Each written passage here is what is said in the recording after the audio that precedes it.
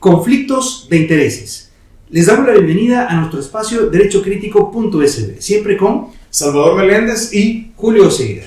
Y en esta ocasión, como siempre, un invitado de lujo, Ricardo Mena Guerra, abogado del año para la revista Derecho y Negocios y, por supuesto, también para estos servidores. Bienvenido, Ricardo. Muchas gracias, Julio. Muchas gracias, Salvador. Y también un fuerte saludo y bendiciones a todas las personas que nos ven.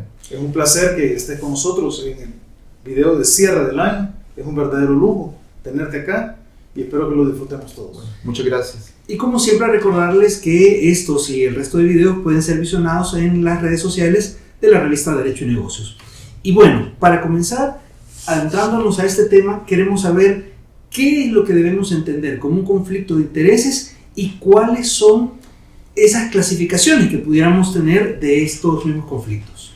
Bueno, haciéndolo de forma sencilla, los conflictos de intereses en relación al servicio público, a los servidores públicos, es cuando el interés personal de un servidor público o de un pariente cercano de esto se pone en choque o confronta con el interés general que él está administrando. Eso básicamente es lo que dice la ley de ética gubernamental de nuestro país. Hay una clasificación internacional sobre los conflictos de intereses que te los indica que son los intereses reales, los intereses potenciales y los aparentes. Los reales son cuando en realidad en un caso concreto un juez, una autoridad pone en evidencia por el caso su objetividad o imparcialidad por algún nexo que tenga con alguna de las partes intervenientes. Esto es un conflicto de interés real.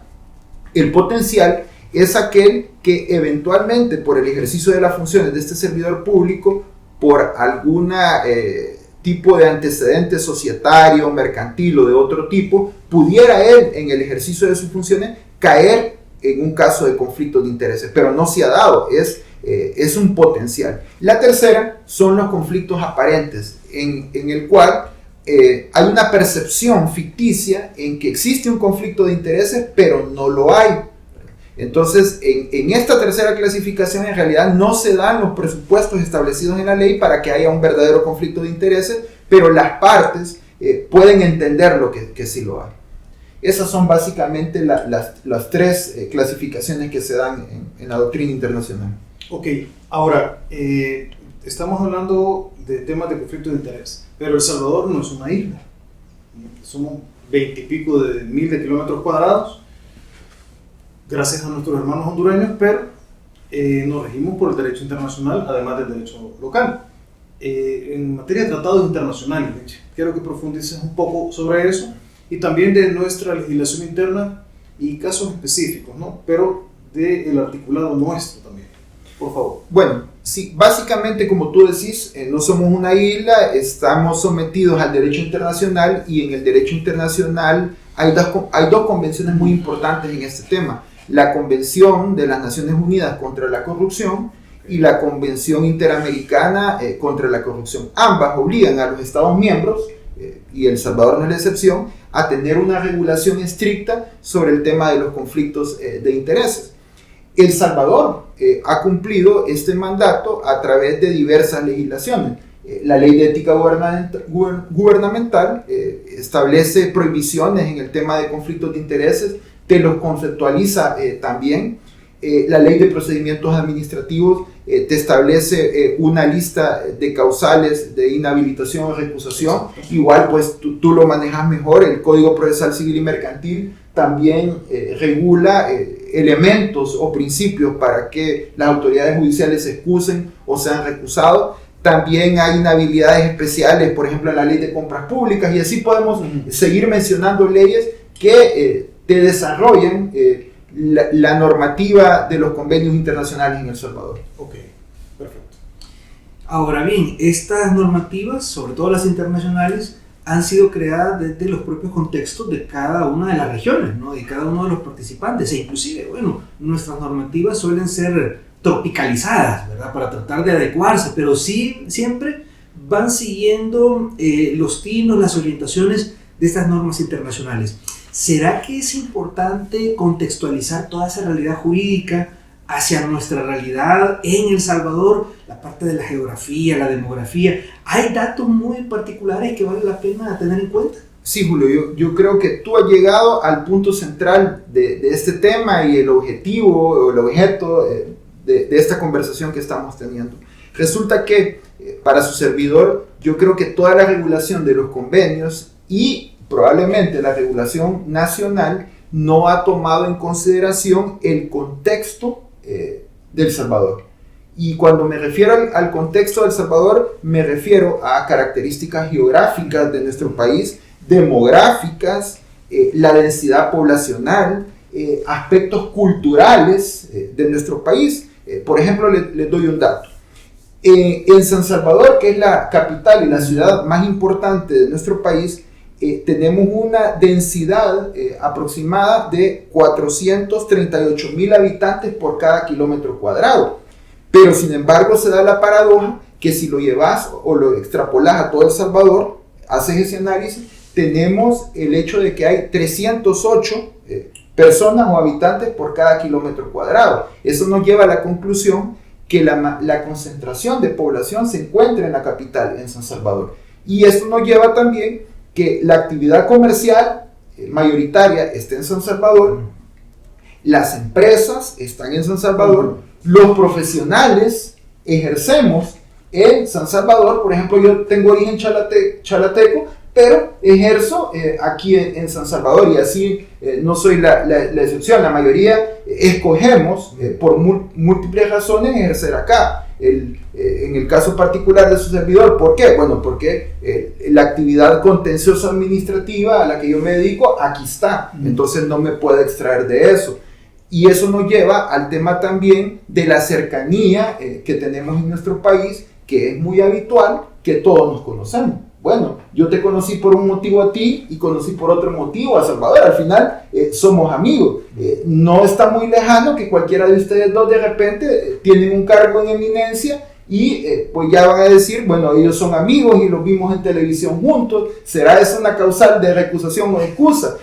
Otro punto muy importante que pudiera también dar risa, pero es cierto, es el tema cultural salvadoreño, que lo hablábamos antes con Salvador. Somos unas personas muy amistosas, muy calurosas, muy dados a ser amigos, a saludarnos cordialmente, cuestiones que en otras culturas no se dan. Consecuentemente, en una primera aproximación al tema, yo sí creo de que toda esta legislación de los tratados internacionales y la legislación que tenemos, creo que no ha tomado en consideración estos elementos, y eso nos pone, cuando se utilizan esta legislación, a veces caemos en injusticias, porque no se aplican con razonabilidad y con proporcionalidad.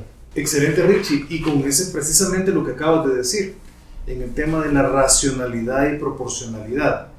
Es decir, esos estándares internacionales de los que se ha hablado, ¿te parece que son apropiados o inapropiados para El Salvador, ya que tenemos un contexto, yo le llamo a veces idiosincrasia, ¿verdad? Bueno, pues idiosincrasia, lo sabemos, muy particular, ¿verdad? Tenemos una forma de ser salvadoreños que da unos toques especiales, ¿verdad? En la cultura latinoamericana. Entonces, en ese sentido, desarrollemos el tema de la racionalidad y proporcionalidad.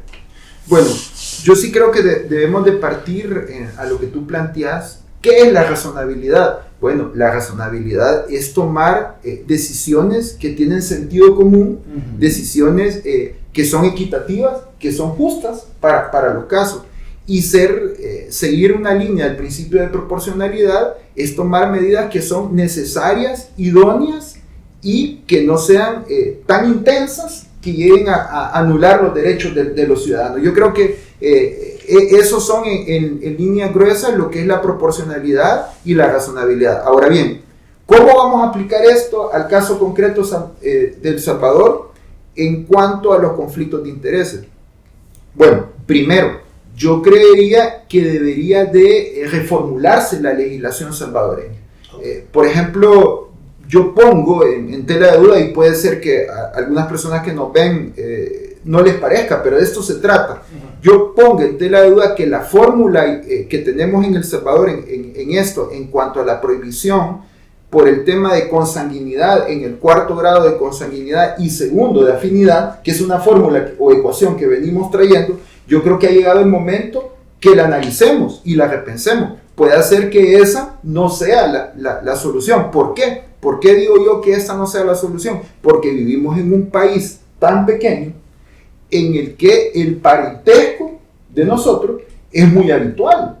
Y eso a veces, en vez de ayudar, lo que genera es que obstaculiza, ¿verdad? Y que también se crean fórmulas de fraude de ley para vencer esta ecuación legal. Consecuentemente, ¿puedes poner unos casos concretos para que nuestros amigos lo entiendan de mejor manera? Bueno, por ejemplo, yo he vivido este tema en diferentes actividades. Por ejemplo, por decirte, ¿verdad? Conozco un caso de un excelente profesional que en otras gestiones administrativas, hace como 10 años atrás, la administración la busca para una capacitación en materia laboral.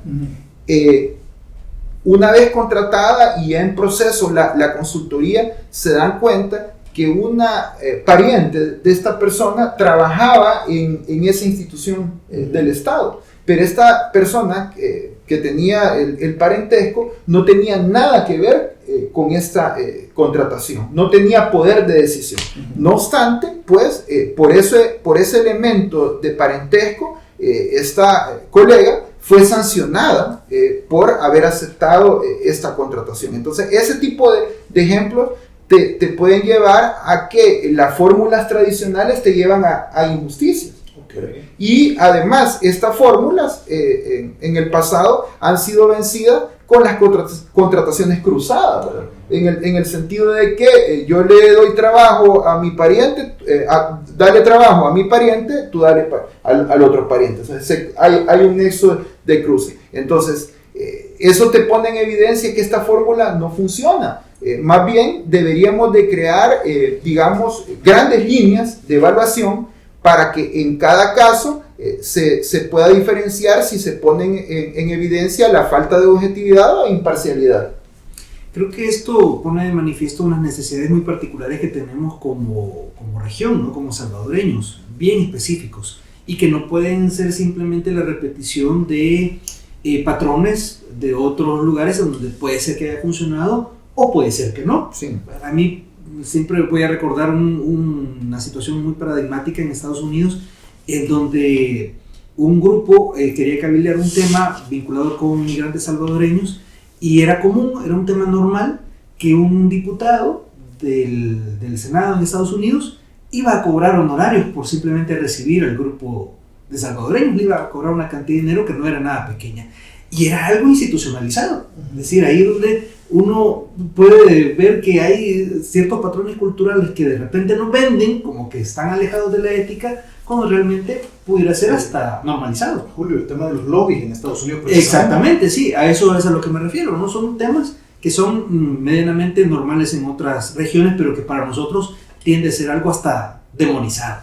Sí. Entonces, Ricardo, en esto me gustaría explorar cuáles pueden ser las soluciones y recomendaciones que podemos abordar en este ámbito. Tú ya hablabas un poco del tema de reformas, de evaluaciones caso por caso. ¿Qué es lo que pudiéramos hacer al respecto?